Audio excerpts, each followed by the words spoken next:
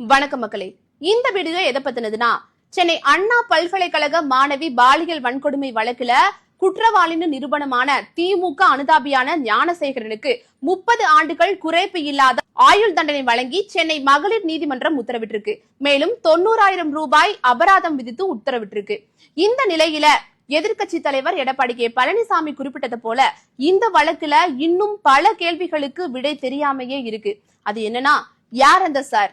சிறப்பு புலனாய்வு குழு அதிகாரிகள் ஏன் இந்த வழக்கு விசாரணையிலிருந்து விலகி இருக்காங்க?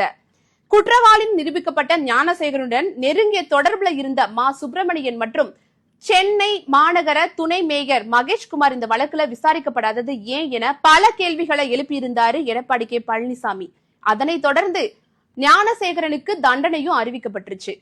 இப்ப என்னன்னா, புதுப்பேட்டை படத்துல சிறைக்கு சென்ற கொக்கிக்குமார் பின்னால வெளியே வந்து அமைச்சரானது போல சிறைக்கு சென்ற ஞானசேகரனும் பின்னால அமைச்சராக்கப்படலாம்.